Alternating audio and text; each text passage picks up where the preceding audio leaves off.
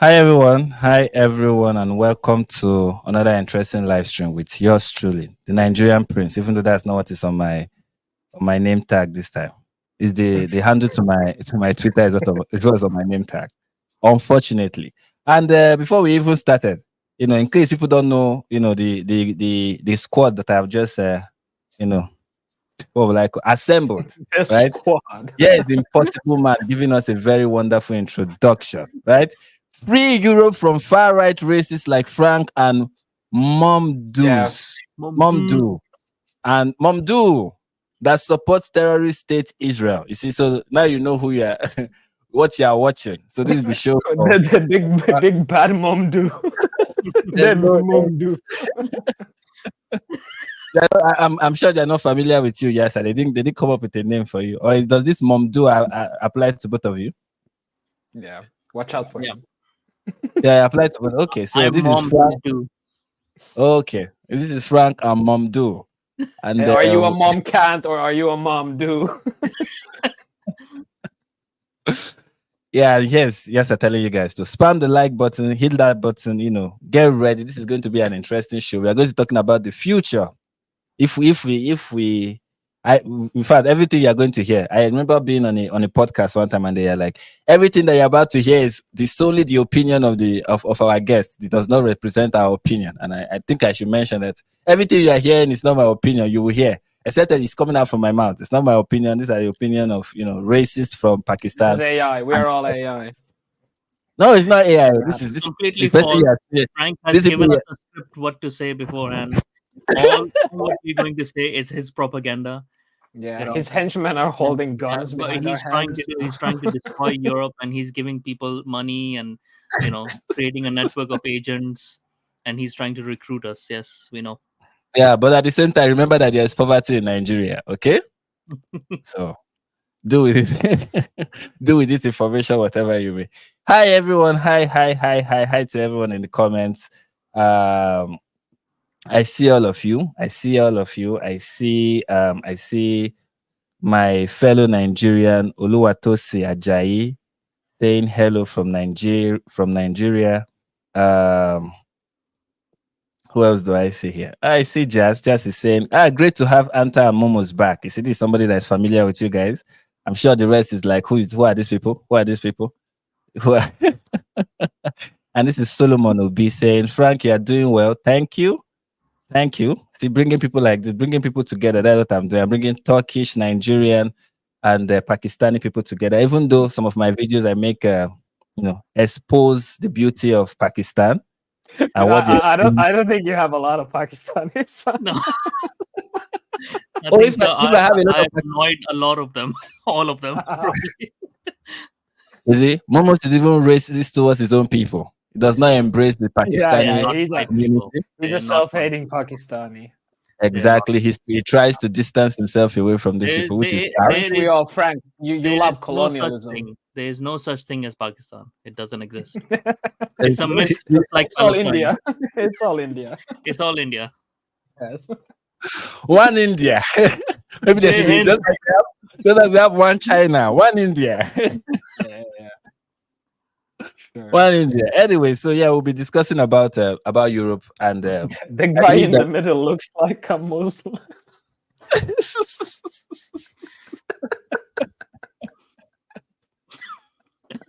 All right, let's go. Thank you, Minecraft. And this is why they say Islam is a race. And whenever you erase, and when you criticize Islam, it's like you're criticizing a race because of people that look like Momus. He sure does look like a Muslim. Stop racializing Islam because of people like Momus. Right?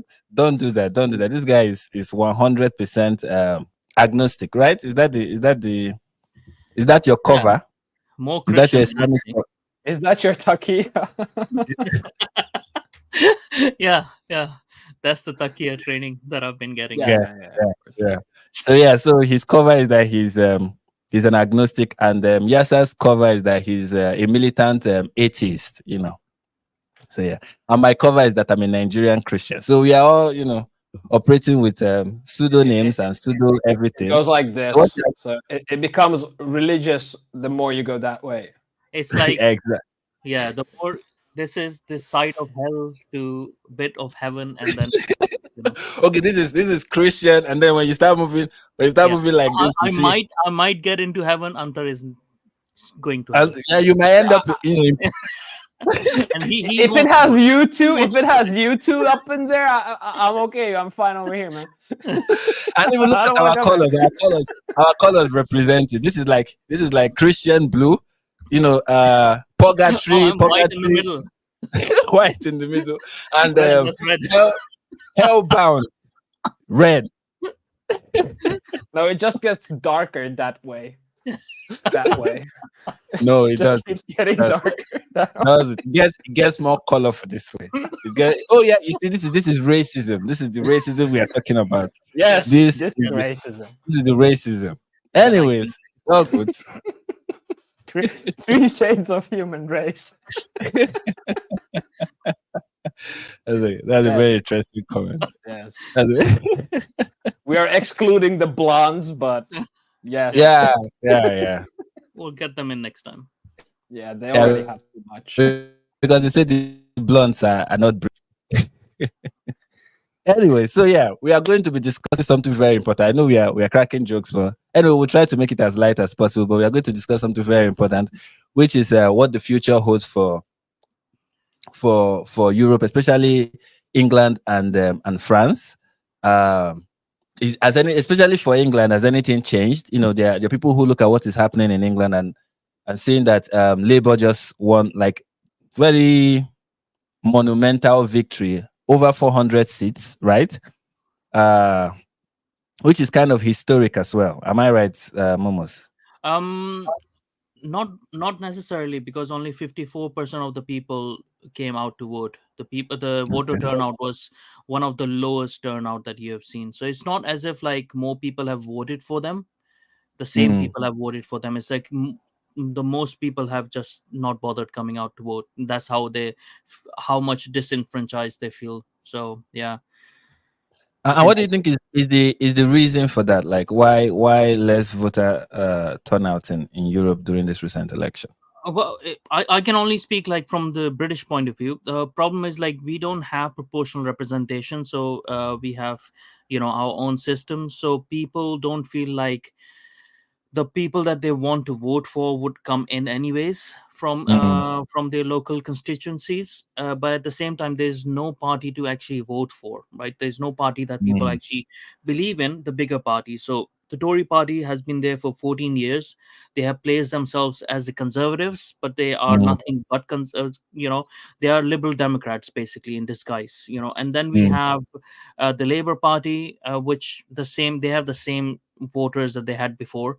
So mm, before, when Jeremy Corbyn came in, it's the same amount of votes that are now. mm, So their voter base is the same. That's not changed. Liberal Democrats have improved their voter base this time, only because people have been so neglected by the conservatives that they have just mm. voted for them, and their leader ran a very non-political campaign. He was just going about and having fun, going bungee jumping and stuff like that. Yeah, yeah, So yeah. I had somewhere. I forgotten where I had it. That he didn't make any campaign promise. There was no no, campaign. He just, so it was more like a vote against the Tories than it was a vote for. most people have 55% of the people that you would poll, or 50ish% of the people that you would poll, who have voted for Labour, they've actually voted against Tories rather than for Labour. So even Mm, within the Labour votes, there isn't that many of the Labour votes themselves. Like people who have mm, voted for the Labour things, people have just voted against the Tories because they wanted to punish them. But as a mm, result of it, Labour have got in no matter what happens. Even with the less people coming in, they still got in with the majority. So it'll be mm, interesting to see what happens. And the idea was put forward that the Reform Party that came in was mm, somehow the savior of British politics. I had mm, been warning against it, and people didn't like that. But people will eventually see how Reform will let them down as well, because it's led by a person who will lead them down the wrong path again. So No, I think why do so you more. think so about by reform? You are referring to Nigel Farage, right? Yeah, yeah, Right? yeah, yeah, yeah. Why So do you think so about him? The people who are like pretty optimistic, they're like, yeah, the guy looks like he looks promising. He looks like the true conservative that we are looking for to take the UK to the promised land. So why do you hold a different opinion? I think so because people have short-term memories and stuff, and because Mm, they believe that he's delivered a Brexit that we all wanted, right? We wanted to get out of EU, but it's not him that delivered it. Actually, there were other people that were working for it, right? He just mm-hmm, took over that movement and delivered it. And yeah, he worked really hard for it. Kudos to him for that, right? But he's not a conservative. He's not a social like conservative as you would imagine him to be. mm, He is sort of like a libertarian free marketeer more than he's conservative, right? And people mix those two things a lot. So mm, he's like a Thatcherite person, and Thatcher wasn't a conservative as well. Even like mm, people mix those two things. It's like people mix Islam and me looking like a Muslim, right?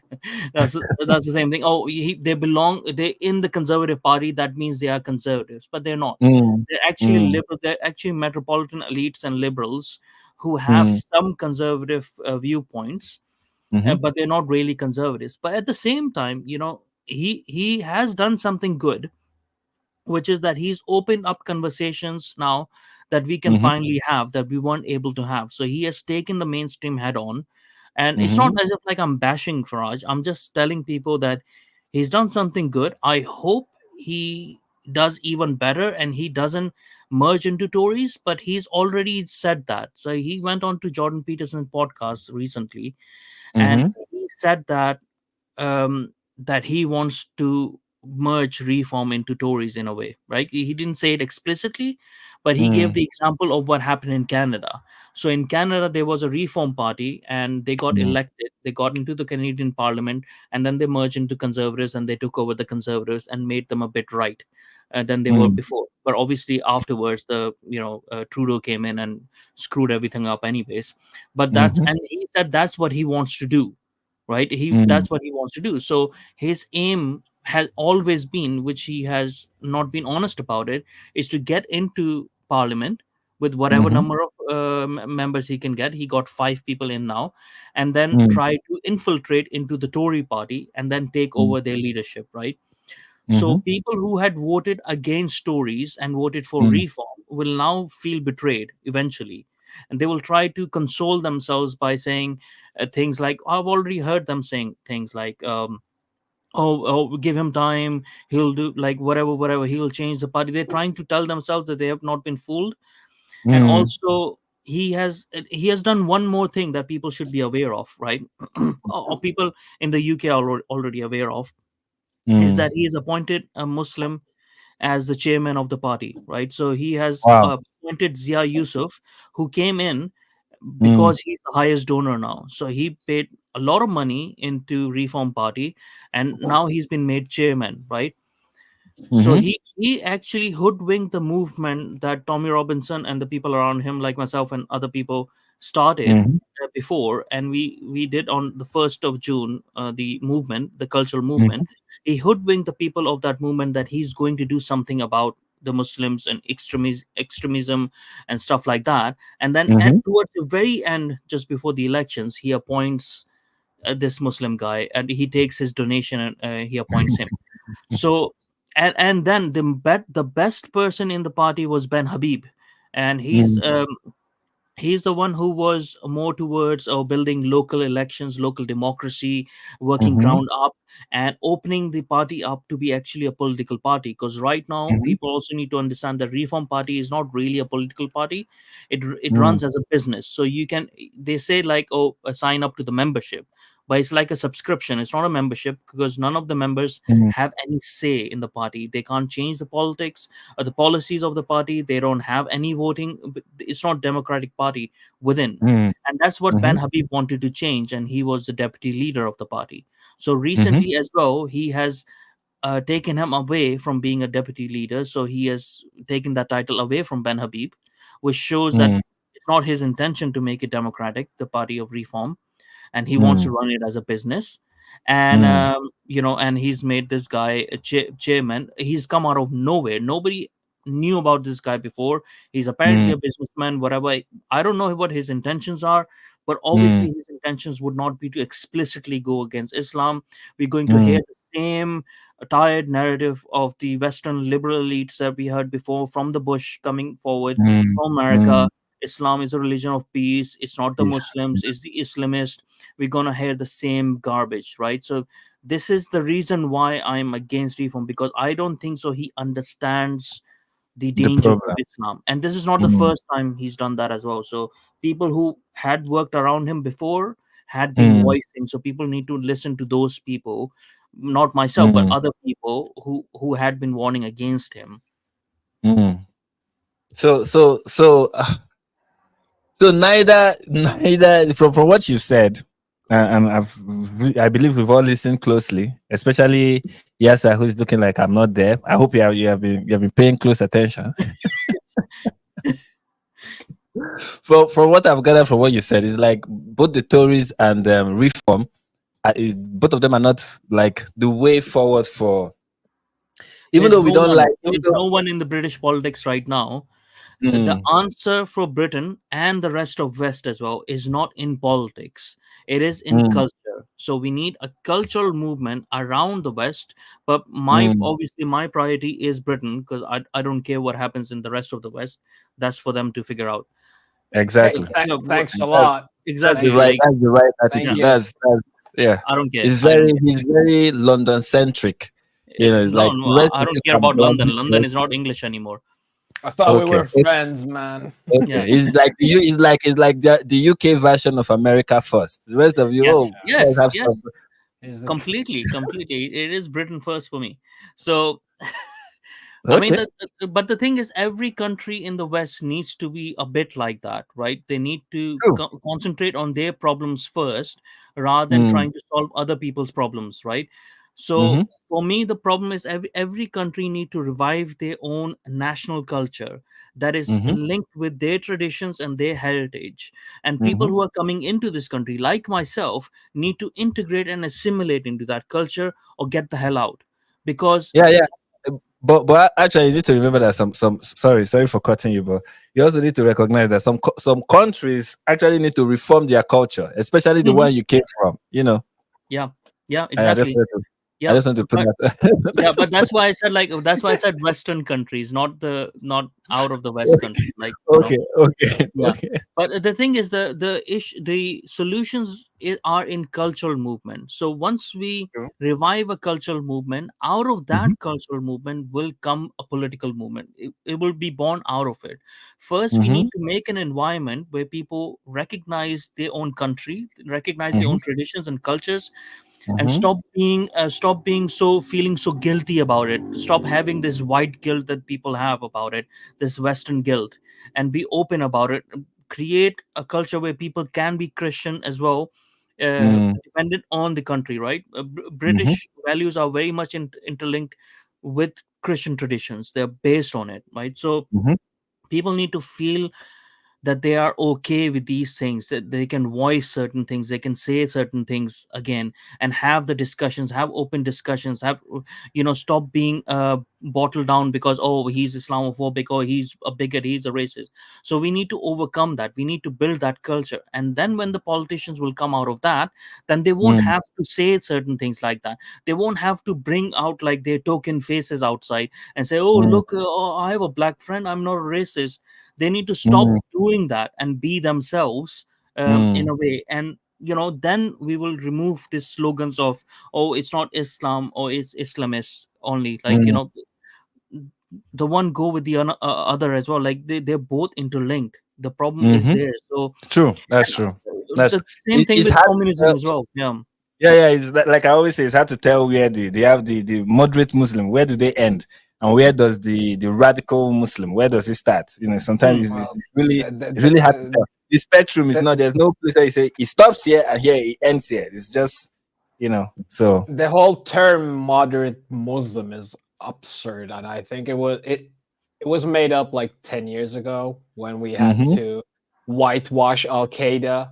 in Syria and call them moderate rebels, and we just Mhm. came up with these terms, but they actually mean nothing. What is a moderate Mm. Muslim? Somebody who doesn't do anything what Islam asks of them. And the So funny thing is that basically, the not a so-called Muslim. moderate, the so-called moderate Muslim is seen as other Muslims as not a Muslim. Yeah. So it's like So it doesn't Yeah, even. munafiqs, yeah. what is a Yeah. moderate Muslim? I don't know. What is a So moderate Christian? Do we talk about any other religion like this? Do we say exactly, we don't. moderate Buddhist people? No, we don't. It's This true. is It's true. It shows just you that there's a Islam. problem with the religion when you have to use terminologies like that. It's 100% true. Okay, what do you guys think about France and the election, the just concluded election? I don't even know what the position is right now with France. I think they are. I don't know who is in power. I don't know who won. It's kind of confused. Yeah, the second round of votes, right, or Yeah, elections rather, went mostly to what I have been told or what I've had is a far left communist party, and Yeah. they did that because they were afraid of the far right party that they believe is founded by Nazis and stuff like that. which isn't. Yeah, That's what they no. said. I think what happened was the so-called far right Le Pen's the National Assembly Party was Mm, about to win, and it was very popular in the polls, and it actually won the first mm, round. And they I think they got scared. The French leftists and the Red Greens and all the moderate leftists also got scared into voting this very far left coalition to fight against Le Pen, who has been demonized for years, which is mm, which is interesting that Le Pen gets demonized as some kind of a Russian asset, when in fact the coalition that won at this moment sits in the European Parliament with other leftist socialist parties that are connected directly with Putin. And it's very ironic that Le Pen, because she had mm, a Russian bank account before the Ukraine war in Russia, because the European banks wouldn't back mm, her because she was so demonized. She had a bank account in Russia. And because of that, like a bank account 10 years ago, she got labeled as a mm, Russian asset, and oh, she gets money from Russia and all of this. But if you mm, look at her, she's very nationalistic. And the coalition, the far left coalition that won the elections at the moment, are very pro Russian, very pro Hamas, very pro Palestine, very communist, and their leader is known from one in this 90% tax to anybody who makes over 90,000 euros a year, which is wow, crazy. The that whole is country is interesting. going to become a Venezuela. I'm It's telling you, the future is bright. That's what you see. You're like, the future is really bright. It's glowing. I don't know. Interesting. Maybe 90%. this is a way. Maybe this is a way that we can get rid of the unwanted illegal immigrants, right? Because everyone will be taxed so much, there will be no money left for benefits and stuff like that. They'll just run away then, and then we can start Right? rebuilding. Right? Maybe the UK should borrow that idea. It will work Yeah, very well because one thing we know about illegal migrants is that they don't like coming to poor countries. So if you want to exactly. get rid of them, make your Yeah, just country become poor. poor. Very innovative. Who would have? But and there's a thing. There's a perceptive problem within the European politics as well, because we think that the right is on the rise.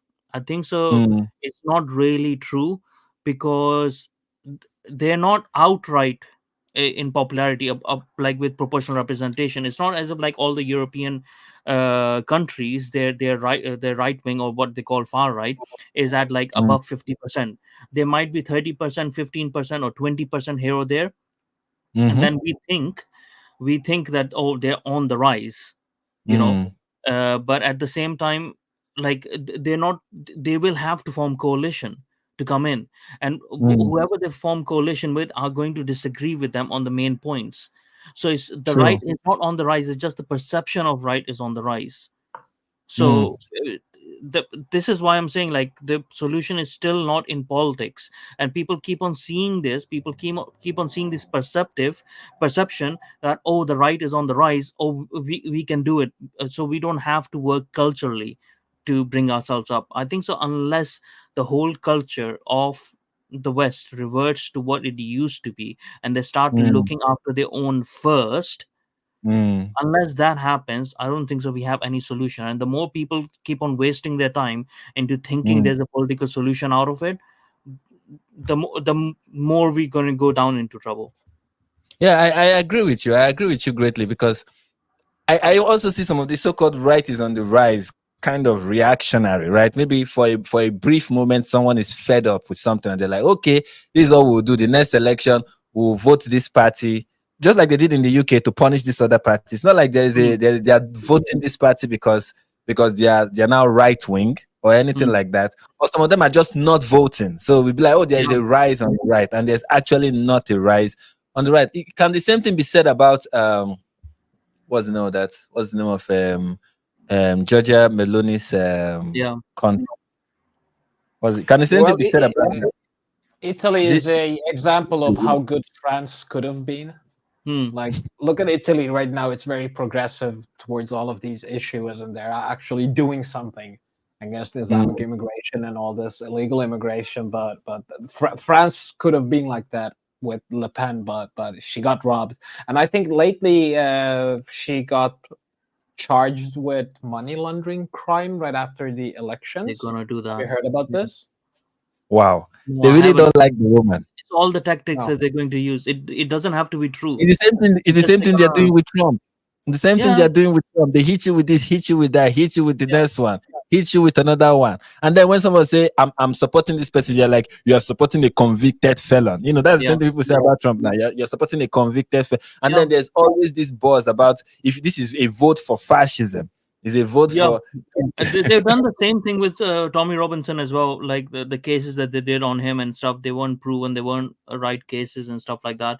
They do with any figure that is Mm, going to go against the establishment, right? Because the left and right have a combined hold of the establishment. They just keep on changing hands. It's not as if like but mm, obviously people also don't see the points for what they are as well. mm, Uh, mm, like when we talk about immigration, as soon as you bring up immigration in certain circles mm, within the West, people start going like, oh, like that, you mean you're against all immigrants, blah blah blah, stuff like that.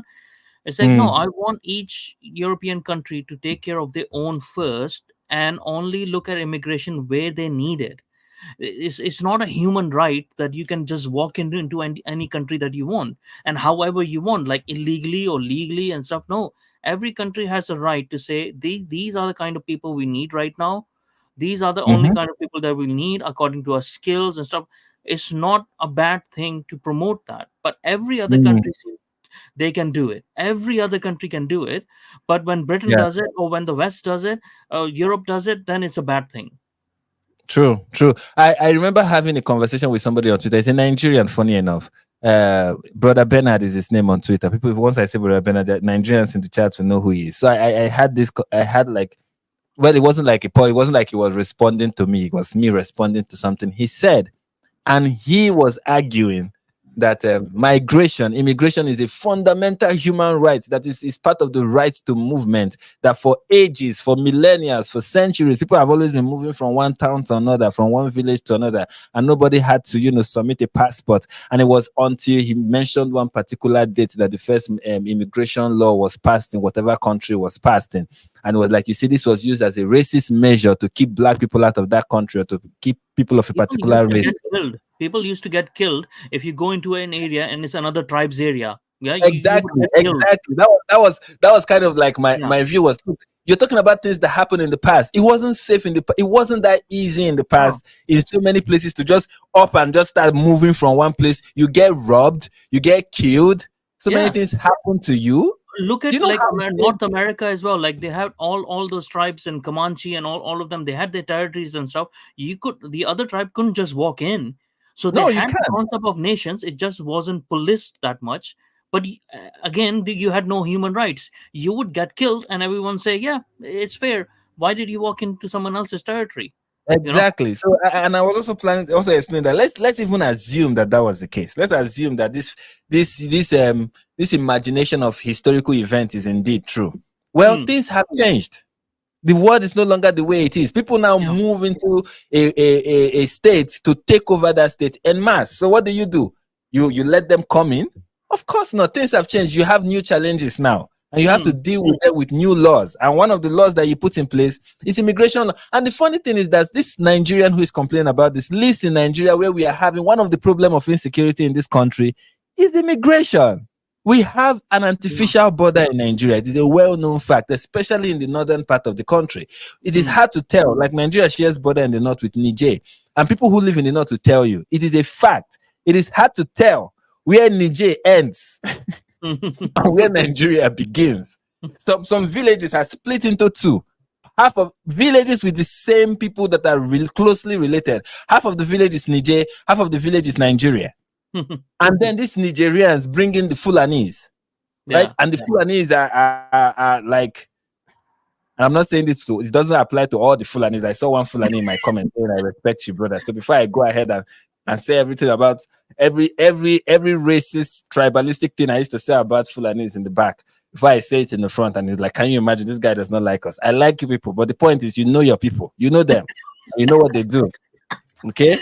So that what I'm saying is not a lie. Most of the it's a true statement. Attacks from when you see the news in Nigeria and you see header like people who heard sheep and stuff. When you see that in the news, it's Fulanese. They just don't want to put the tribe. You understand what I'm saying? So that they will not sound, they will not be accused of promoting tribalism. Yeah, but when you see header, it's Fulanese. Even when you see bandits, it's Fulanese. Everybody knows it's Fulanese.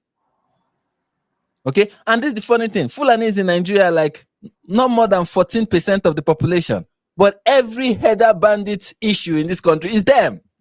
Yeah. And these people, most of them came into this country, and Nigeria does not have a process where, you come into the country, how do we ensure you are a citizen, stuff like that, identity card, registration, stuff. No, we don't have that. So you have so many people who come into the country, and now they are citizens. Now the government has to care for them. Nigeria needs to build the wall. Not just build the wall, we need to split this country. Nigeria needs a Trump. I was talking to somebody yesterday, and I was like, we need to share this country. Let everybody know which party they have. Let us just share this country, divide it, because it's so okay. There's even a new sorry, we're supposed to be talking about Europe, but yeah, I am talking about Nigeria. There's a new law, a new ministry that was created. Ministry of what is it called now? What did they call that ministry? Anyway, the ministry is supposed to take care of headers. And I'm like, yeah, you create a ministry to take care of people who are mostly migrants, and they have created so much of a problem in your country. And what do? You create a ministry for them? What about the farmers they are attacking? Is there a ministry for the farmers that have been killed by headers? Is there a ministry for them? The people that they are killing in Jos, do you create a ministry for them? You created a ministry for the people doing the killing. That is how messed up this country is. You created a ministry for killers. They seem to be learning from Finland. Somebody was just commenting that I need to tell them how trainee terrorist leaders in Finland are doing right now. Is burning like France. Because why I highlighted these comments is that somebody asked, explain how Le Pen got robbed. Yeah, so basically every other party, ranging from the far left to like economic liberals to like these capitalist bros, formed a coalition against only Le Pen. And that's how they robbed her of the elections. If they would have had the normal elections without doing all of this coalition tricks, their combined votes spread out to different parties, Le Pen would have been an absolute winner with like overwhelming votes. But what they did, they all became one entity. They took all of their votes and put it against Le Pen, and that's how she lost. And she was robbed of it. Now, I'm very sure the reason why Ade is asking that question, if the Ade gives any impression that this is in Nigeria. In Nigeria, when we say somebody was robbed of the election, what it means is that the election was rigged. Yeah, but we also rig in Europe, but we do it legally. So that was kind of like a legal rigging. But our own is illegal rigging. Is that the last election? Because normally, if you don't have Le Pen in the equation, you wouldn't have economic capitalist people allying with far left communists and becoming one coalition. This has never happened before, and this only happened because they were afraid of Le Pen, of the radical changes she was taking in and talking about. But yeah, she was robbed of it. So people are saying about you. Should I bring up that your picture so they can understand just how cute you are? Remember that your cute photo? Thank you. Should we show them your cute photo? Permission to show them that cute picture of you. No. Okay, I shouldn't show them. There's this guys, just Google it, you'll find it. There's this very, very cute. Oh, innocent. Do not. As cute as a baby. Kind of picture. Delete this right now. Delete this right now. No, and the other one is like the terrorist leaders. I don't know what terrorist leaders you're talking about in Finland, but yeah, we have a lot of Islamist leaders. Yeah. We discussed it in the first live stream we had together about how you guys are producing more ISIS than any other Western country, even more than a Middle Eastern country. People are really contributing to the world in that regard. We had yesterday the first time the state actually prosecuting a ISIS returnee that has already been in Finland for like 6 years without getting prosecuted with her crimes, and now she's getting charged with gross human trafficking because she took her kids to Syria to ISIS and married them off to some fucking terrorists or something like that. And there's a lot of evidence of that, so they're now charging her with human trafficking crimes, not even terrorism crimes or anything like that. None of them are going to get charged with terrorism because Finland simply doesn't know how to do it. Terrorism does not exist in Finland. It's no, it is legal to belong to a terrorist group. I can go openly proclaim that I'm ISIS and nobody can do anything. It's called freedom of association. Yeah, radical freedom of association. Yeah, it's absolutely crazy. But yeah, that's interesting for you. Yeah. So with the current election in France, what would the outcome be? Because I don't think there's like a clear who is the president now of France. It's going to be someone on the left, to be honest, because we don't know what that is. Would there be need for a coalition? I don't think any got enough to control. You said? Yeah, it's not going to be Le Pen. It's going to be on the left, whoever they're going to choose, because that's what they've done. They just pulled together against her. But what that means is there's going to be more and more civil unrest. But that is going to be all over Europe, anyways. Like I said, it doesn't matter who comes into power. It doesn't matter who comes into power. Why is Europe like that? Why I thought this is I don't understand democracy in Europe. Even in America they do it, but it doesn't get this bad. And the election result is announced and people are protesting the result and then people are rioting. I'm like, is this how it has always been? A solution is not like okay, when it comes to France, they like protesting anyways, right? So there has been like hundreds. Yeah, it doesn't matter. They win, they lose, they fuck shit up anyways. Yeah, they like doing that. They like burning things. They've been doing that since the French Revolution. So they have or even before that, since before that. Even though the far left won, they still rioted. Yeah, they still rioted. Yeah. So there's a different sense over there. But all around Europe, apart from most of the countries within Eastern Europe, there's a cultural unrest where people don't know how to articulate what the problems are. They have gone away from their traditions and their cultures. They just don't know how to connect. So many things have gone wrong. The most of the politicians, they are very disconnected. Both on the left and the right, they're very disconnected from the people, and they know that the decline is here, and they're just trying to fill their own pockets before that happens. So they're secured. Like it's sort of like the fall of Rome, but there's a sense that we can save it, right? So there are some people who still think we can save it, like myself, and I think so. The only solution that we can save it is if people stop believing in politics as the saviors and politicians, and actually look towards something else, towards something higher, and and believe more in each other, and sort of like pull each other together culturally.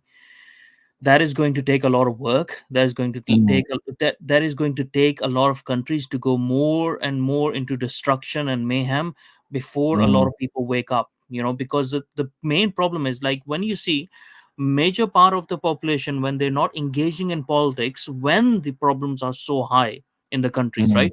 They're still not engaging. That means they are completely black pilled, they're completely mm, disengaged, and they have just given up, they have no hope, right? mm, So we need to bring hope back, and but we need to give them something to hope for, right? That there is mm, going to be future.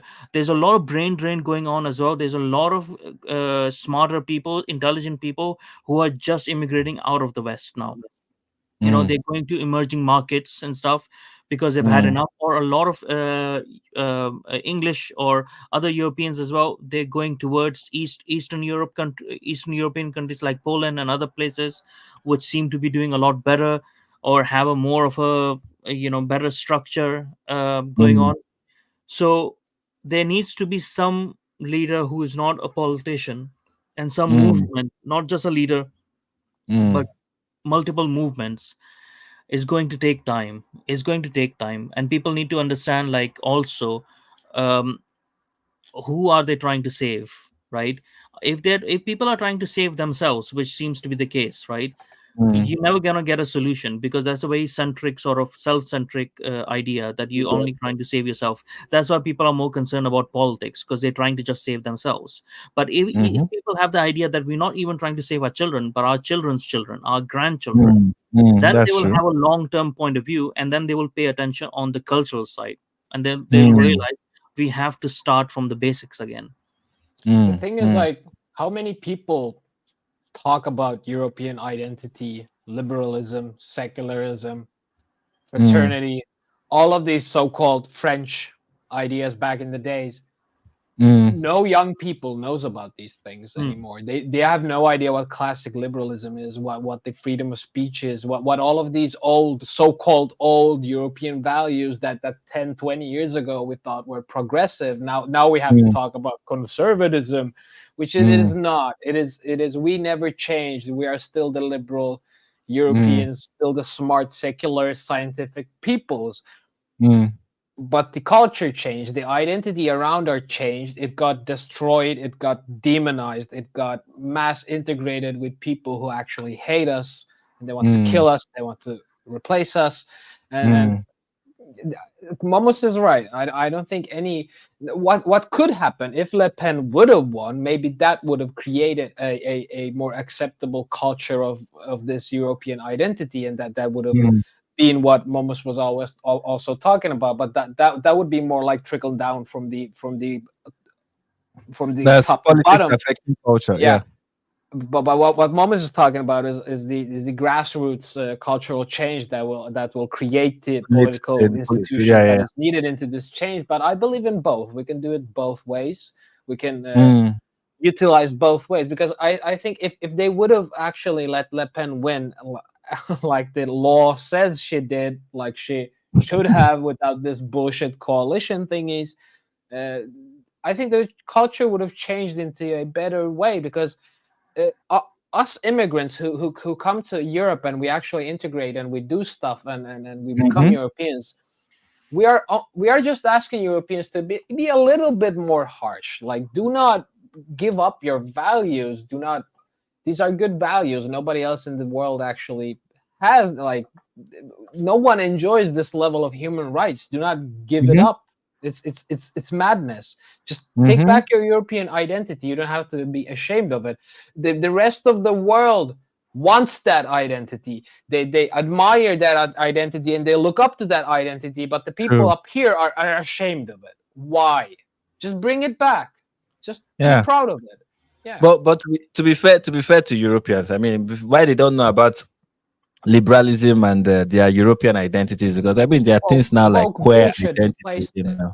Feminism got Yeah. replaced by trans activism. Normal leftism got replaced by woke communism. Like, all of this liberalism got replaced by this Hegelian dialectic of like queering everything up, like fucking shit up. It just doesn't make sense anymore. They're looking into arguments and topics in this Hegelian way of, like, okay, let's see what is right, what is wrong, and then look for a compromise in the middle. But how can you mm, look for a compromise in the middle when you have human rights here and you have Islamization here and you're trying to go into the middle? It's not going to work like that. You have to choose either one because Islam is very supremacist. Islam will not accept the compromise you're trying to give them. So either mm. choose your European identity and kick the Islamists out, or just become Sharia obedient. Just give it up. Yeah, yeah, and that's something that Europeans really need to look into. Like, consider the fact that look at your history, look at where you are coming from, look at the things that people before you accomplished. Yeah, I know some of the things you in your history you think they are bad, like when you think of colonialism, for example. Europeans are like, oh, that was bad. And I think that colonialism and also what happened in the Second World War is kind of something that make white people feel like, oh, we are capable of bad things and we did bad things, so anything that is inherently European is evil or something like that. And then there's Well, always this overcorrection, the like, whole oh, white guilt thing, the whole white guilt thing is based on mm, Eurocentrist racism. It's based on, oh, only white people are so capable and so smart that they can do evil things. Brown and black people are so dumb that the environment molds them. They don't do evil things. They're not capable of it. They do not have brains of it. And this is a very racist Eurocentric thought. If you have white guilt, you're just racist. You just think because you're white you're capable of evil and nobody else is. And that is yeah, it's true. absolutely stupid. Yeah, I mean, True. to be honest, like what Europe also needs to understand is the reason why they know something is evil is because they have themselves set the standards first, right? Yeah. So they need to realize that is their standards. Their standards are so high. That means they are so conscientious about things, and True. which means that they are good in that way, They right? they've Other set people the would not even standards up consider it. for them up Yeah, here, but the standards for Muslims are up down here. yeah. Like they have no And standards at all. they need to set realistic standards and be realistic with it. Like, hey, you cannot be, you cannot, and also realize what they are dealing with too. Sometimes people get unified and get awakened when they realize who their enemy is and what the enemy intend to do. That kind of, understanding what you are up against makes you realize, I okay, think so. maybe we should put my There's house in order one and stuff like that. there's one major thing that I think so that is a disruptor that is unique, right? So not everything that we're going through is actually not unique, right? Even when we consider Britain's problem right now, it's not unique. And let me Mm, tell you why it's not unique by a story of King Alfred, right? So we have had this in the ninth century. King Alfred was there, right? And he was England was invaded by the Vikings, by mm-hmm, the invaders, Vikings, the warrior culture, just much like Islam. But the Vikings are not the Vikings that you actually like see on TV and Netflix like that. They were much like their mentality was much like Muslims. They were a warrior class people, right? There to mm, pillage and rape and like conquer places. mm-hmm. True. So they came into England, right, and they sort of defeated King Alfred. King Alfred went into hiding, and then from there he regrouped people, and then he fought back, and then Mm, he made Danelaw in England, so he pushed them to one side. Then he made reforms, and the reforms were towards better education, better infrastructure, better judicial system, everything that England has like sort of developed in those times, right? And mm, then eventually the people who followed him, his generations that followed him, were able to defeat the Vikings and push them out of England, right? So this is mm, why I say like the concept is he wasn't saving it for himself as well. He was saving it as for his grandchildren, and it was his grandchildren who were finally able to kick the Vikings out, the right? fact is So out. it's not Yeah. unique. Like even if we see that it has happened time and again in the Mm, world's history. Sometimes people think that we are in such uniquely bad times that they get black pilled so much that mm, there's nothing else that we can do. So they mm, and what why the fault is because of our education system, which is not teaching them about their history. It is teaching them about Black History Month or the one black person that they were able to find in English history, like that somehow came on a boat or something, and he was given a job as a jester or something. Oh, let's celebrate him, right? this It's is like this is what Momus the being hell? racist. Yeah, But continue. yeah, I am. It's like, who the hell cares about a person's skin? Like, they are so focused on things that don't No matter, matter. that people Yeah. that things that should matter are being forgotten completely, Mm. right? Mm. The only problem that we have uniquely at this point is the access to information, and our spreading of information, right? At a very rapid pace. That's the only unique problem that we have, because in the older times, if you had information to pass through, it would go through a pigeon or a horse, and it would take Mm. months or weeks, like, for it to get Yeah. there. So, Mm-hmm. and now what we have also created within that is people's false sense of like accomplishment, right? Mm. So, like, I can see throughout this chat as well, there is few people, especially one person, who's completely being a troll, right? So he's just trolling people, uh, constantly, he or she, whatever it is, completely trolling people, because they think that it's a sense of accomplishment, right? Mm. Because they are giving meaning to their life. They probably most likely have a very empty life themselves, right? And they don't have any meaning. So Their this is source the of only, meaning is from trolling. Is from trolling the Nigeria comment section. yeah. But but what happens is, because this person doesn't have a meaning in their life, and they're just trying Mm. to get attention that they didn't get from their parents or whoever is in their family that they should have got, is Mm. putting other people as well, and other people are getting more angry, and this is Mm. the like example of what happens online, right? So Mm. people get just more and more and more angry, more consumed in what that troll is doing, and that troll doesn't even care about the subject matter or what people are feeling and stuff, but they will Mm. get radicalized in one way or another, and they will lose track of what's this is the unique problem that we have right now, and it's Mm. something that we Mm. need to really deal with, and it comes with anonymous accounts a lot. Now, I'm not Mm. against people having anonymous accounts, but I am against people having anonymous accounts and having no consequences to Mm. how they disrupt the society. Mm. I Mm. think That's true. most of That's these, a lot of trolls are accelerationists, which like they like this guy in the chat. He's as if he's an Islamist or a jihadi, Yeah. and he's doing all of these known phrases, and the point is to actually make his own people mad.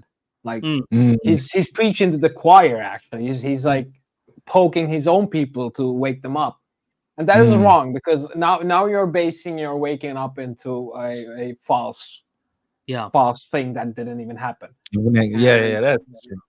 I'm against all of this accelerationism. This it's very stupid. Like, these people think that if we help make things more into chaos, and we, for example, we help Islamists and we help Mm, the leftists to fuck shit Mm. up, then in that chaos maybe yeah. we can take power and make things better.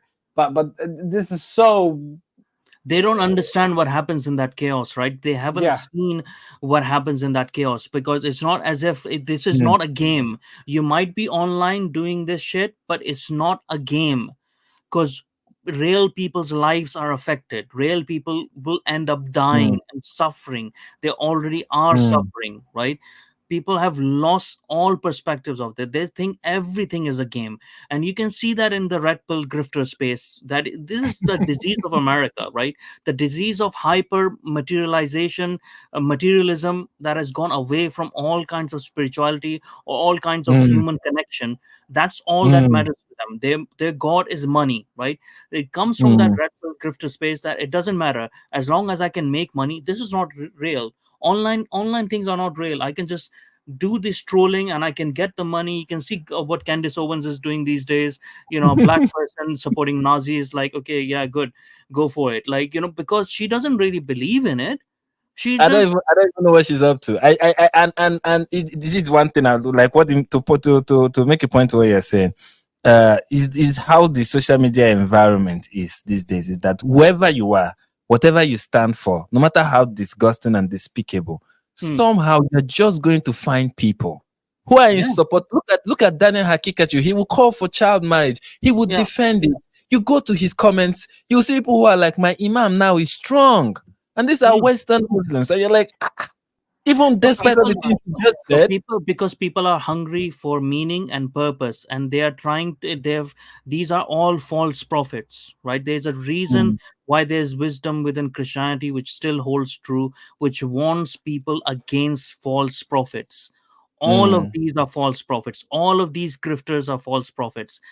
mm, Do you think that happiness is in money? We all know it is not, right? Only up to a mm, certain point where you can meet your needs and stuff like that. But what good mhm, is money when all your fellow human beings are going to suffer from because of it, right? But they mhm. don't care about these things anymore. And this is why we need a cultural reawakening. This is the reason True. why, no, even if Le Pen would have come into France, right, they're still dealing with a set of people that don't know who they are. They're going to react, that people who are going on the streets and shouting Christ is king, right, but not acting Christ like. This is not Christianity. Christianity is not supposed to be like radicalization. Like, Mm. they're completely And losing. reactionary too, because Yeah, even the Christ King stuff looks so reactionary. I'm like, that's not what it is supposed to be about. It's supposed to be, and the best way to declare that Christ is King is to live a Christ-like life. But these people don't. They exactly. clearly don't. That doesn't. It doesn't Yeah, even matter. and this It's is to this own is the what I truth that see, is more like, important. and because people see just everything as being like they're defeated, right? People are completely defeated. They have just no one to turn to, and Mm, maybe it is time for some people to return to their churches, some people to return to whatever their temples. I'm not saying all Christianity, whatever it might be, or even if you're an atheist, right, return to something that is away from material things, to believe mm, in one another, to actually revive. Even atheists need to revive the humanism on their side that has gone so woke, that is corrupted by woke, but mm, people need to reach out to something more than themselves, and just ignore the trolls. This is what I do online. The problem is as well, like, because monetization is such a, again, money, right? The Twitter monetization is motivating people to do these bullshit things, because it makes you money. You create money out of outrage. This is what mm, all our media has done, mainstream media has done for a very long time. And this has mm, just been, instead of creating a new media that was away from the model of mainstream media, new media mm. has just created without the gatekeeping of mainstream media, but they're using the same tactics but in an accelerated way. Exactly. Exactly. That's the same thing I say about alternative, like social media and the new media. We are citizen journalists and what have you. I'm like, the only difference between you and CNN is that CNN has people who regulate and they are like they are gatekeepers on CNN. Is that you there's no restraint. Yeah. That's Candice. So Candice Owens in the day on the Daily Wire was tamed, Mm. was restrained. Candice Owens outside the Daily Wire is just anything that flies, whatever. I'm going to say whatever. I'm free. I'm Yeah. liberated. And there's this thing about freedom, and I want people to understand this thing about freedom. Freedom is a good thing, right? But freedom can become a problem. I remember the first time I went to the university away from my parents, and when I went to my room, my hostel, the person I met there, I think he was like a third year student. Yeah, he was a third year student, and he told me that now you are going to understand the negative part of freedom. You are free now. You're going to understand it. That you see that you'll be able to do. You can do whatever you want to do. Nobody is restraining you, and now you have to learn to restrain yourself. And that is Mm. one thing that many people on social media don't know how to do. They don't know Yeah, how it's to restrain themselves. like How to you know, have okay, the I can freedom. say this, say it.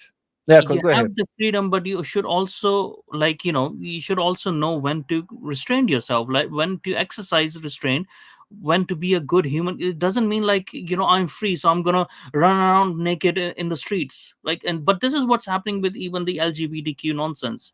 Oh, I am free to express my sexuality, that means I'm going to have sex with another human, with another man, with a dildo or whatever, and on the street for everyone to see. It's like, okay, you want to And they do should that? celebrate me and they should clap for me Yeah, because I'm everyone absolute. should clap for me and children should watch me. It's like, okay, you want to do that, do it in your own home, right?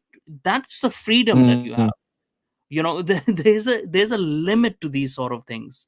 There's a It's the same thing with you freedom. should It's the same regulate thing it. with freedom of speech too. It's the same thing with this freedom of speech movement, where they're like, "Oh, freedom of speech means that I should I can say say whatever I anything. want to say, and everybody should hear me." Yeah. No restraint. Everybody must. If you block me, you are not in support of free speech. If you Yeah. fire me, you're not in support of free. I'm like, really? You really think that about free speech? That you should allow no. I mean, Jordan Peterson always say that with every right there is a responsibility, and with free Mm. speech there is a responsibility with it. The responsibility is let me watch what I say. Let me not be Yeah. careless. What happens now But is that among the free. Sorry, I would. but I let me would. just. Everybody has the right to say whatever the fuck they Hmm. want without any like Yeah. without anything happening to them. But Hmm. the thing is that But personally, as an what individual, the point I'm trying to make is that personally, as an individual, you now have to put a restraint on yourself. I'm not saying people should Yeah. restrain you, but on your own, you put a Yeah. Yeah. restraint on Yeah. yourself and realize, yeah. okay, I shouldn't be, I But, shouldn't be, I but shouldn't what be. happened? What happened with X was like the monetization actually created all of these AI bots that are posting the same videos and the same engagements over and over again because they realized certain videos get more engagement and so on. What Twitter has to do is the same as YouTube introduce a system where if a video is already monetized, nobody else can monetize it, Hmm. Hmm. and it'll stop the spam, it'll stop the duplicates, and so on. And when Twitter now brought in the anonymous likes, you've noticed that a lot of bots have disappeared, Yeah. but they've not actually disappeared. Their likes have just been hidden, and Hmm. the Mm, bots are still there.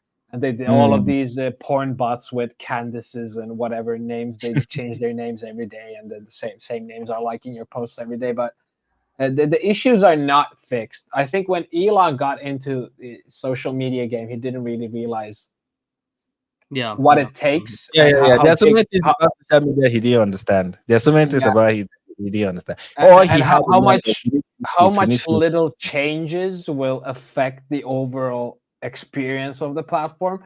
And it's you can see that they are working on it slowly and slowly and slowly. It True, is true. becoming what was promised, but it still has its issues, and it creates all of this modern issues where people are just posting the same thing over and over again, and there's no legitimate discussion or anything happening. And Yeah. but There's coming back like to the Antar, have you noticed like there's actually bots that are fighting with each other? yes, yeah, AI is fighting with each Yeah. other, and it's the internet is dead. Actually, like Yeah. the 99% of content is just Hmm. AI. Internet is dead. Yeah. Like you It's don't so- even know anymore. You're talking to real person. I don't know if you're real. You might be AI. I don't know. But that is You definitely. going back to the topic, how this relates to Islam and the Islamization. Have you noticed, like in X, the Islamists and the pro-Palestine people are just like spreading the most wild disinformation without getting Yeah. fact checked. Without getting fact checked, No like community notes. yeah, where are all the community notes on these pro-Palestine anti-Israel posts? Where are they? I haven't seen a lot of community posts fact checking all of but these. to be fair, with the rate at which those people lie, it's difficult to for community news to keep up. Like the rate Yeah. at which they Yeah. lie Yeah. is But just it's made community. Like there, Well, if a Look. post Look gets at. 40,000 likes, there's bound to be one fact checker, right? Look at what Andrew Tate recently posted. Right.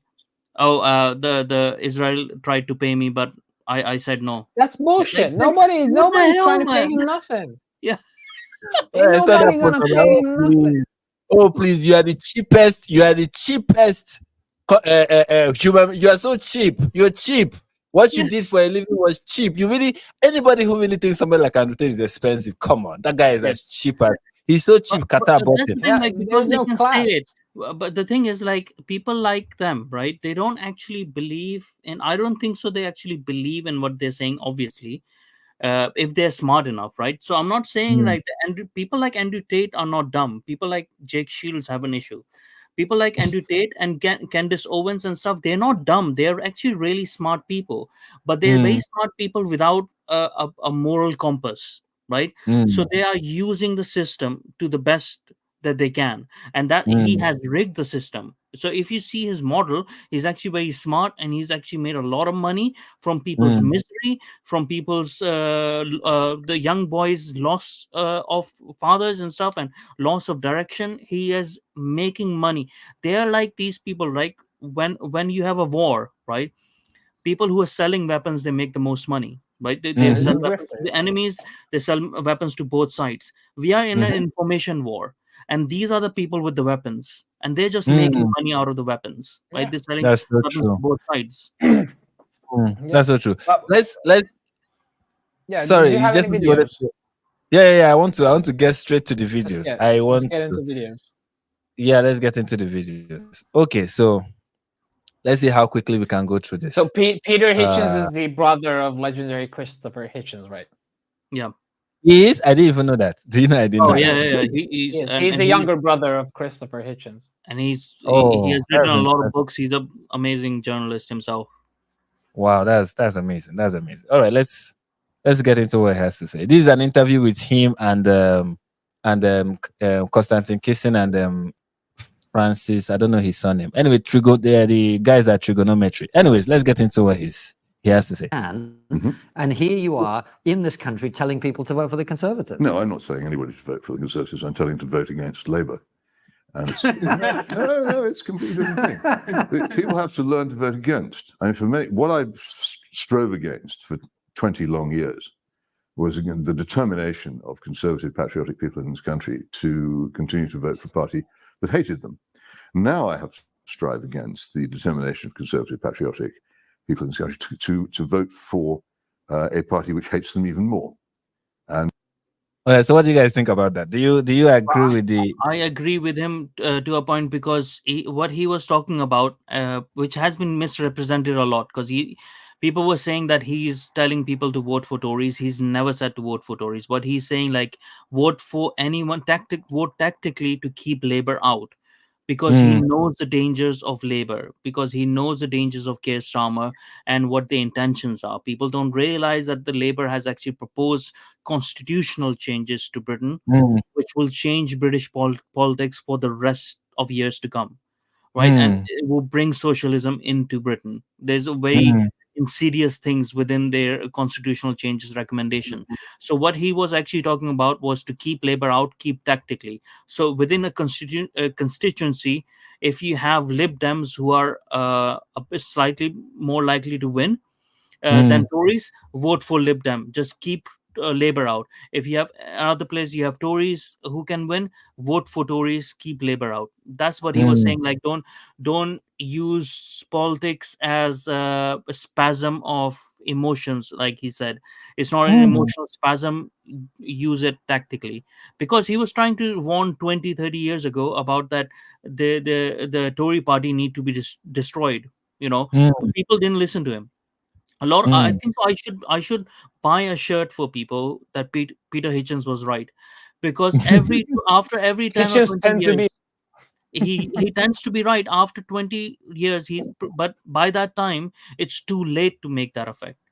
Mm, So what mm, his idea is, like, we are screwed anyways, so just try to keep Labour out, but people didn't mm, do that. People voted Reform, split the votes for Tories and mm, among Tories and Reforms, and Labour got into majority. He's saying, mm, like, we are declining, and there's no way out.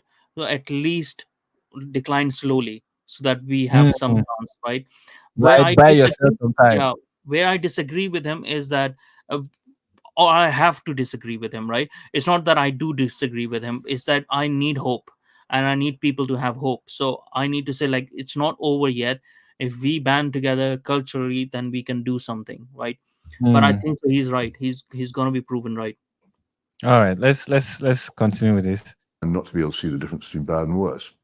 My position remains actually the same. I loathe the Conservative Party. And I always offer to do this if you'd care to join me in a chorus of "If you hate the Tory party, clap your hands," a song I learned in Glasgow in 1972. I'm happy to join you. I still hate the Tory party. The I Tory did party it. is supposed to be the Tory party is supposed to be a conservative party, but why is it not that? Like, why? Liberals, it has the thing is that it had a flirtation with Liberal Democrats a long time ago. It has been merged with it. A lot of Liberal Democrat people are there, a lot of Mm, liberals are there. True conservatives are not there. Anyone who is actually conservative gets mm, sidelined within the party. The people mm, who deem to be conservatives are actually free marketeers. They're not conservative. There's nothing mm, conservative about free marketeering, right? About selling your country to the highest bidder, to privatization. That's not conservatism. mm. Okay, okay. I still think the wisest course for anyone who could start a new life in a new country is to leave this country, but there are many who cannot leave, and therefore I have to act where I can to try and avert catastrophe. A Labour government in this country would make the past 14 years of Tory government seem quite civilized and intelligent. And he said that Labour government is going to make the past 14 years of Tory government look way better, and his advice is leave the country. So, Momus, what are you waiting for? Leave the country. That's where I disagree, but he's right, and at the same way, like he's right and he's wrong. He's wrong because I want to believe he's wrong, because I want to live in this country. I want this country to be better. But he's right because he's seeing what he's seeing, and he has a wealth of knowledge, so he knows what he's talking about. So people really should have listened to him 20 years ago. But Maybe because he's way older. Maybe when you get to his age, you'll be talking like him. He's over, guys. There's nothing we can do. You still have that youthfulness. I think that's something you notice with the younger generation. They want to believe in change, and the older generation, they're like, look, nothing is going to change. We tried. During my time, I did what I could. Nobody paid attention. What I would say is that I have heard very stupid things, stupid comments about Mr. Hitchens, and I think so they're completely incorrect to call him that he's not patriotic, that he doesn't love his country and stuff like that. I think so those are very egregious comments to make about someone who deeply loves his country. It's just that he doesn't see anyone listening to him. He hasn't seen anyone. The warnings that he has given against drugs, the warning that he has given against cultural decline, the warning that he was actually debating against his brother as well all the time about the loss of Christianity, what problems it will create, and it has created that. He has been right. The thing is, he just doesn't see people doing anything about it. He just sees like it has to decline, then everyone get out of here, then come back when it's a better time for you, so that your souls are not scarred sort of a way, like in the process of decline. But obviously, like he's whatever he's saying, he's saying it from, like, I think so he's saying it from a sense of compassion as well, in a way, because he just doesn't see any other way. All right. So it's up to us to actually give him hope as well. True. Is there a part of you that thinks that this particular Labour project is doomed to failure because there's too many different types of leftist under one particular umbrella? He sounds like he's saying it's doomed to succeed.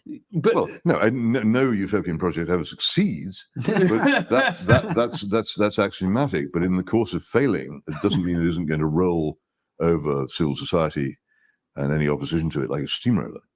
That's something that I strongly believe about so many of these movements, like communist movement. They are bound to fail, right? Yeah. But the problem is when on their way to that failure, the things they will succeed in doing. You get what I'm saying? So what they will succeed, the mayhem, the destruction they will succeed in achieving will be really disastrous. So look at all like Soviet Union. Look at Soviet Union, right? It failed in the end, but how many lives, how many minds, how many people it destroyed?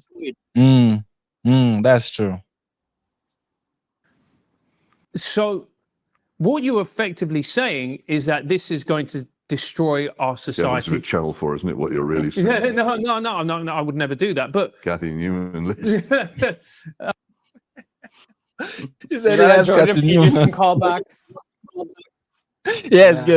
So what you're trying to say is... So what you're trying to say is that... I think both Kathy Newman and I are offended by that comparison. But what you're talking about is the destruction of British society, really? Yeah. Civil society, yes. Of course. Well, the Blairites did a lot of that anyway. Look how almost none of the professions, almost none of the institutions remains independent. And the real triumph, the stealth triumph of their transformation of the courts and the legal system is astounding. Hardly anybody's even heard of the Judicial Appointments Commission, which revolutionized the appointments to the judges' bench. Very few people understand the nature and the extent of the powers of the Supreme Court. These are gigantic changes, but because they bore people, as most serious left-wing change does, because they bore people, they can't bother to concentrate on them or think about them. and that there simply hasn't been in British conservatism any intellect capable of understanding what they're up against for a very long time. So there's something he explained here, and he was talking about Tony Blair, and I think it's Tony Blair. He's talking about, when the last time Labour was in charge of British government and the chaos they created. Can you throw more light on that? Because I didn't really, when I was listening to this part, I was like, I really have no idea what he's talking about. I need to bring somebody who is British, to talk about it. Well, I'm not a political commentator, so I won't, entirely, because I always tell that to people, like, I'm not a political commentator. But what he's actually talking about is a lot of the changes that were brought in during the Blairite era of how people are appointed into these positions. And we can also see already, so we can also see some things that have already happened with Labour Party, right? They've already been here for a few days, and already they have taken away, within the civil service, there was a restriction that you could not wear lanyards with like other flags or stuff like that, right? Or LGBT and stuff. They've already taken that away, so you can do that, right?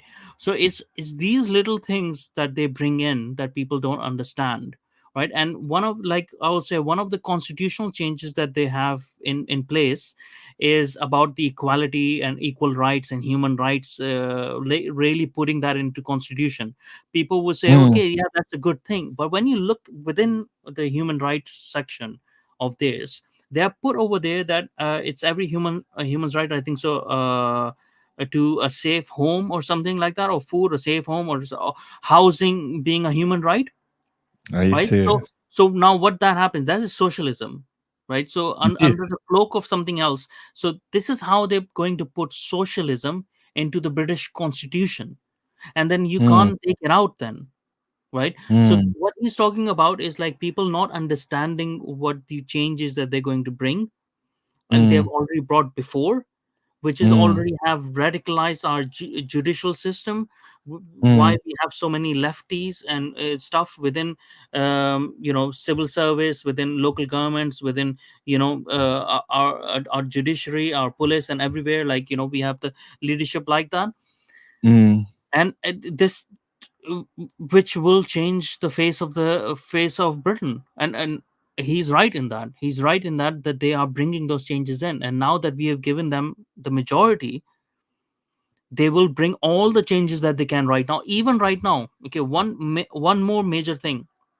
Straight away, Labour has said that we are not going to dig any more oil or frack any more gas or oil from our North Sea. That's finished, right? There's thousands of people doing that job. Their jobs are And gone. those jobs will be gone. We have no energy security now anymore. And they're going to push for net zero, right? That's another thing they're going to do. Of course, yeah. That's why they're doing it. So what happens with that is, like, when you stop oil and gas over there, right? So that means we only can have this wind and whatever, energy dependencies. What exactly. We have no future of manufacturing. We have no future of industry in the future. Even if after 10-15 years some other government comes in, we would not have had nuclear as well.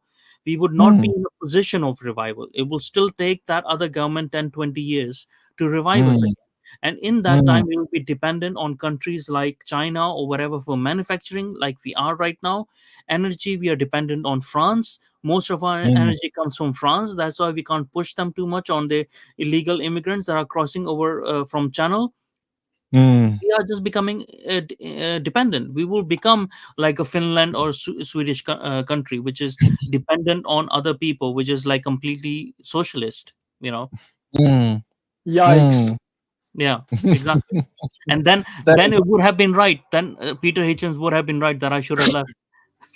It's not actually about needing immigration. It's about making all of these previously accessible jobs so bad and so less paying that nobody else than will do it. Some Iraqi or Pakistanis will do it. And so they have to bring them in at the same time when they have a huge population of unemployed people. We have 400,000 unemployed Finnish people in this country.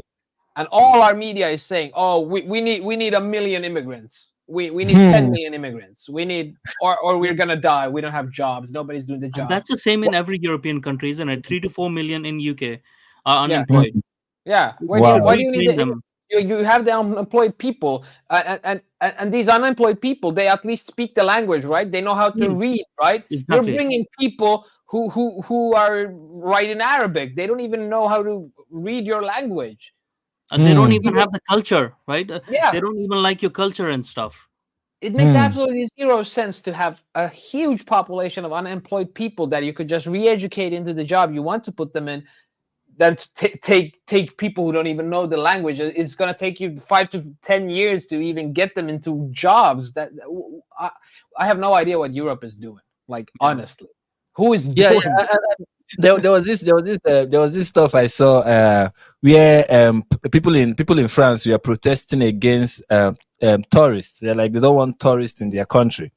And I was like, look at these people. So you don't want tourists who even bring in revenue into your country, but you want migrants. Yeah. It's like, it's like people, and that is why someone like Gadsad said there's this suicidal ideology that is like, suicide, yeah. It is a parasitic idea, because it is like he says, like it is in his book Parasitic Mind, which people should seriously go and read, everyone. Cult of self-sacrifice. Yeah, because a parasite makes you act in ways that is not beneficial for yourself. For you, yes. This is why this ideology is a parasite, because it's killing us, and we are letting it happen because we are you are going contrary to human nature, going contrary to what a normal human being is supposed to be. You're supposed to have this self-preservative like mentality where I want to preserve myself. I want to preserve what is mine first. But the West, it is now encouraged that you should think about the other person coming from a country you don't even know.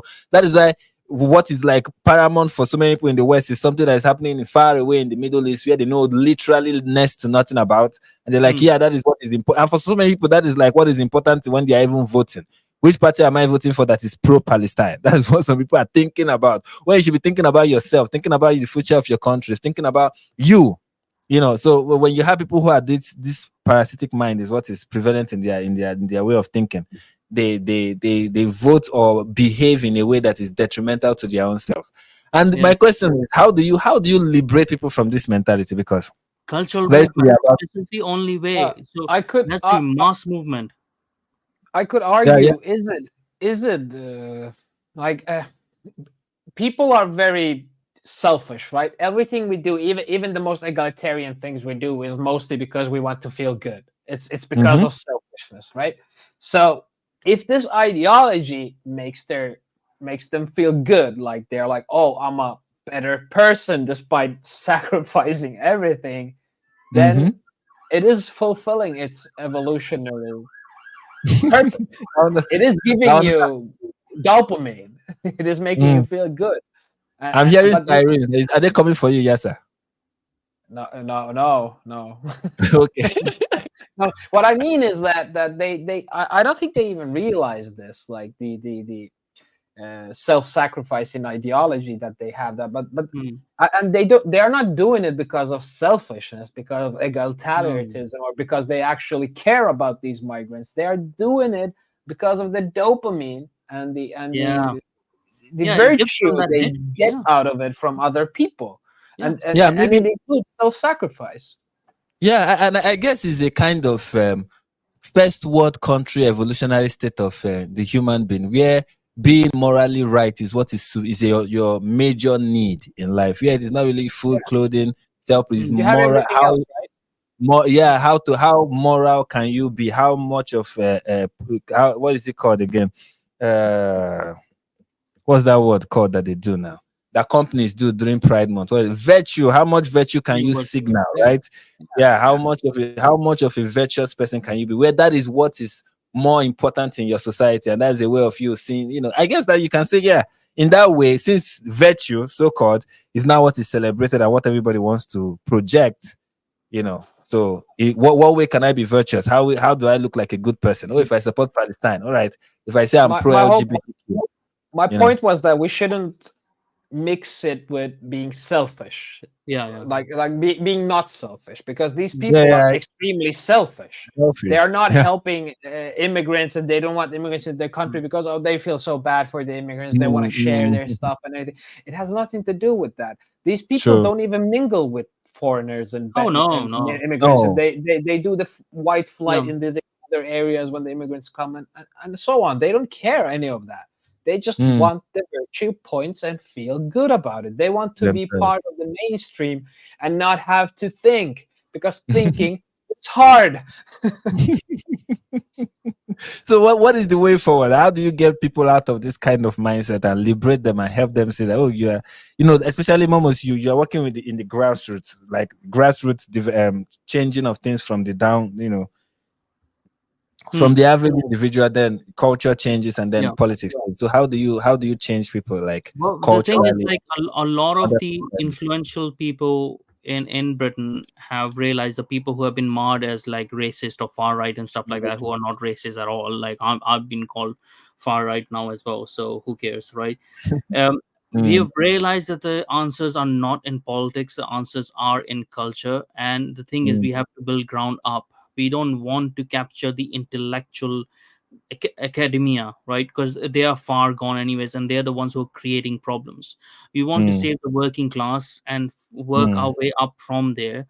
And so we're building a movement, a cultural movement, to help all of Britain, and anyone can come in. It's not like a class-based anyways, but it's about, like, it has to be for something, right? It can't be against something. So, because if we start a movement that is against Islam or against communism primarily, right, it's not going to bring everyone together. So first idea is to create an environment and bring people together, and then like something will kick in, like, that's the hope, that something will kick in where people will realize themselves. And that's the best way to bring any sort of change, for people to bring change from within, right? You can't force change onto people.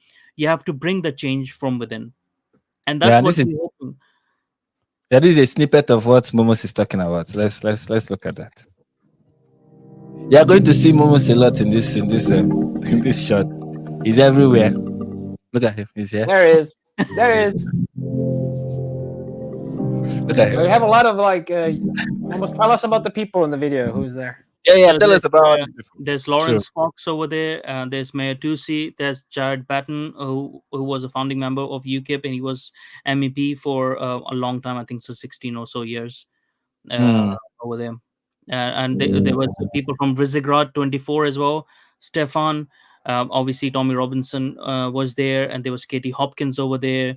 Paul Thorpe, Richard Inman, like a lot of good people. Yeah. Okay. And then there was you. Yeah. Katie Hopkins and Tommy Robinson. I actually met Katie when she visited Finland. Visegrad 24. Oh, okay. You said you actually met who? Katie. I met Katie Hopkins when she visited Finland in 2019. We had a coffee. People don't visit Nigeria. Why is that? Why people don't? You say I met Frank when I visited. Dude, I asked you today, why do aliens not visit Nigeria? And you gave me the answer already. We're not talking about aliens. We're talking about real people. Aren't they aliens? They come out of their country. They're like aliens. No, not this kind of aliens. Anyways, let's move on. Let's not dwell too much on this. This is Momus teaching. Anyways, let's get to the part where they start talking. UK. We've spoken about the importance and the need for a cultural movement in Great Britain built from the bottom up. On the 1st of June, we laid the foundations. What we need is a vision, we need an ideology that everyone can agree on. Today, we believe some of the most influential people in Great Britain, the largest followers in Great Britain, not just Great Britain, actually Europe as well, to discuss how we build that. What does that movement do? This is about the future of the UK, and it's probably the last chance we'll get in order to try and get the... Oh, I know this person. I've forgotten his name. Bishop. Taylor. Yeah. Taylor, he's a really nice guy. Ex-military. Wow. semblance of, I don't know, UK unity and a semblance of our heritage and keeping our country going as it is. We gathered today to just talk about, what the See, there are two Momus on the screen. Two Momus is on the There are two Momus on the screen. Wow. How is this possible? movement is about, and what we're going to do about within the movement, how we're going to encourage people to join the movement. There's an audio problem going on. Is there an audio The audio- problem? People can't hear there's me. an echo. Yeah, the audio is coming double. Oh, let me. It's Concerns of the people. And basically, start giving voice to the voiceless. And no, Is this now you it? just closed it. Yeah, there we go. Okay. how do we articulate that? This is It doesn't matter. The video's gonna end. This is a movement for everyone, supported by all these people that met up today. That's the idea. And many other influential people on TikTok, on social media, on Instagram, who agree that we need to protect Great Britain and protect this culture. This country's in danger, yeah? And we can't rely on the politicians to solve it, because they're not gonna. Yeah? This has to come from the streets up. It's a grassroots movement we're talking about here. We want everyone involved so that they can all come together under one general umbrella of loving the UK and taking us forward and being part of a new movement which brings a new UK forward in friendship, partnership and all the rest of it without being divisive. And we must go forward. We've got to stop what's going on now. We did something amazing on the 1st of June. Getting all those people, 30,000 people in Parliament Square. We're doing Trafalgar Square on the 27th of July, and I honestly think we could get 100,000 people. That's how big this is getting. So these are seeds of what we need to do, and this is all about taking our country back and saving our country, because our country is heading for disaster. It's heading for separation, it's heading for balkanisation, it's heading for fragmentation, and we want to do the opposite of that and bring everybody together in love and unity and make this thing work. 1st of June was our first date, 27th of July is our next one, and we're going to build momentum, and we're going to build a mass movement of people who are proud to be British, and we're going to force them in the establishment. We're going to put the fear of God into them, if I'm honest, with what we build. Yeah, I know we're going to be successful because I know the British public are with us. So that's what today's been about. We've had a fabulous day. Everyone's had a great input. We're going to go away now and write up what everyone's input has and put it back to everyone and come to an agreement. And then we're going to take over London, Trafalgar Square. We're going to fill the place. Let's go.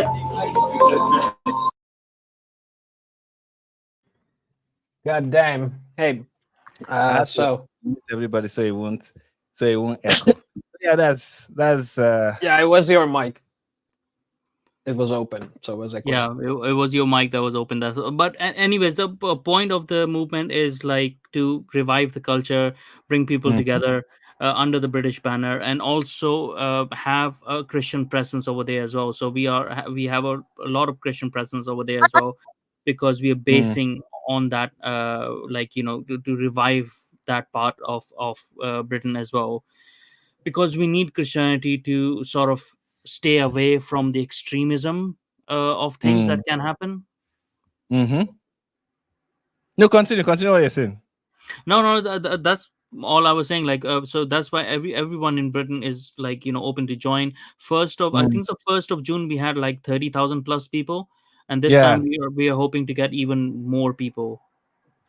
hopefully. You recognize this person. This is a fan of you guys. She's really in support of everything you guys are doing. Yeah, sure.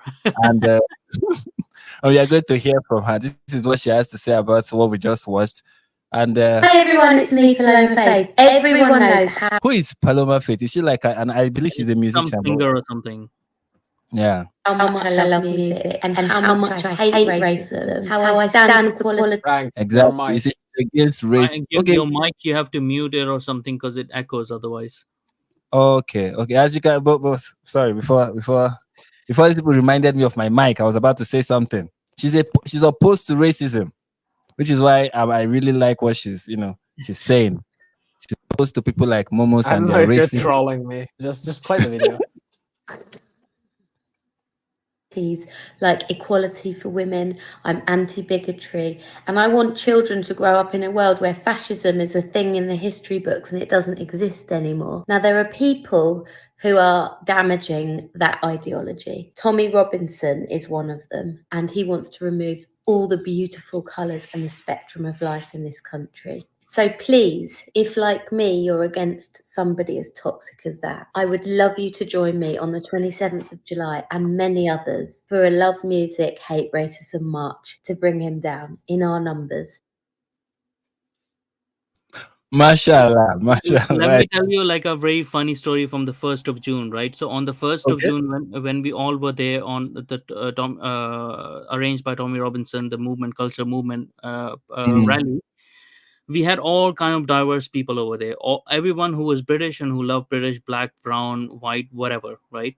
There was a counter protest going on against us. All white people were there. There was no diversity on that side, right? And there were all these liberal women over there. Oh, against Tommy Robinson. The typical anti-racist. Yeah, all of these people, like they, most of them are liberal women, right? They have something wrong in their head. They are destroying the West. That's so sexist, as expected. Very sexist of Momus. That's what you get from these guys. Okay, I'm just saying what you showed.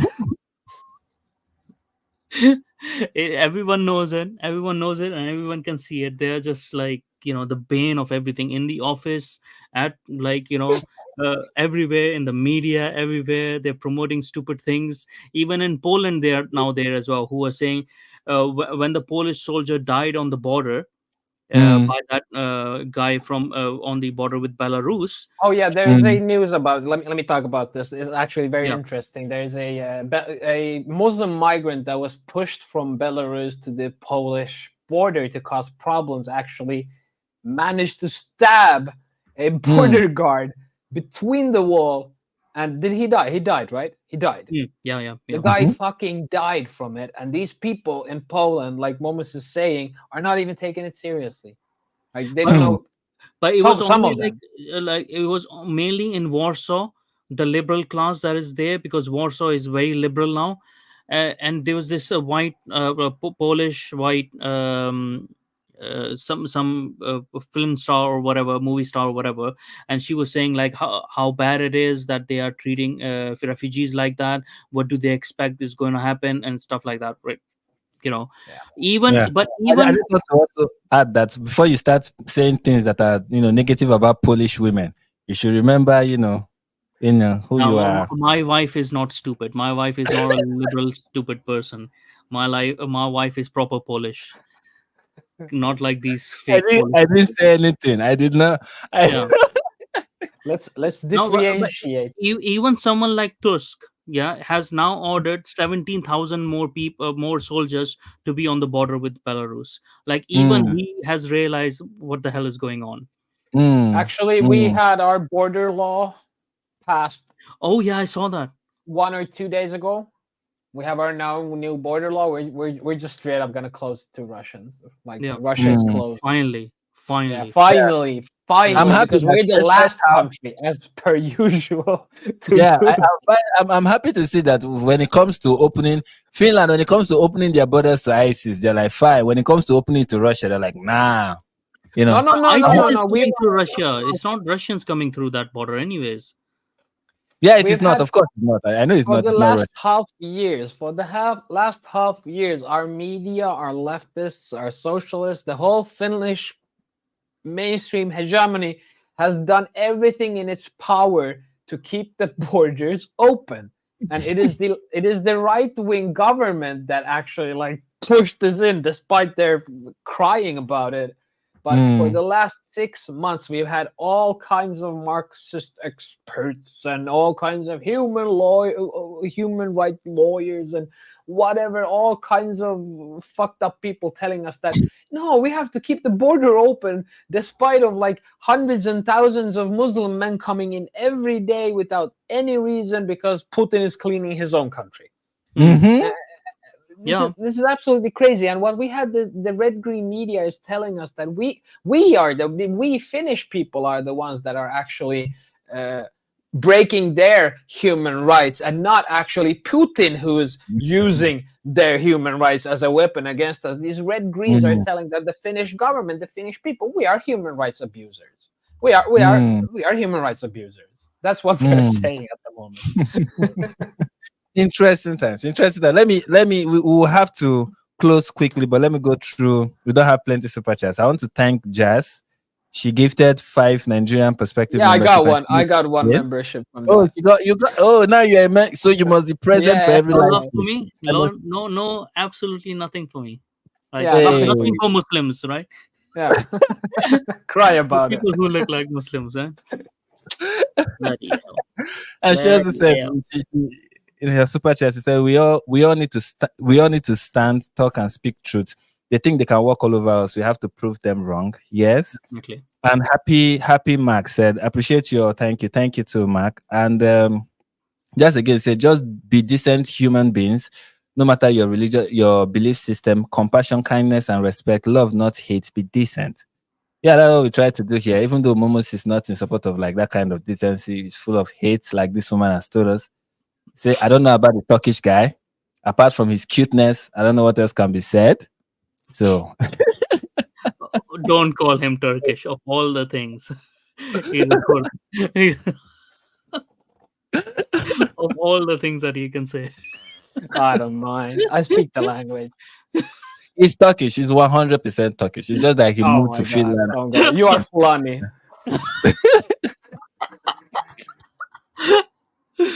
And then he adopted this Finnish front.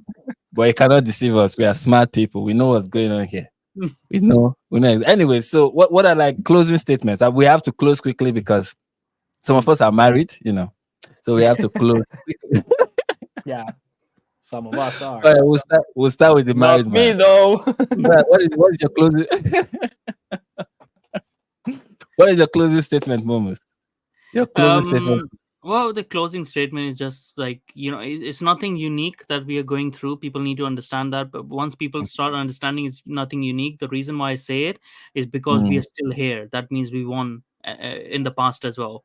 That means good will always prevail. So at least have that in mind. Our problems are nothing unique, but that doesn't mean that we don't do anything about it. We need to be active about it. It's time to stop being children.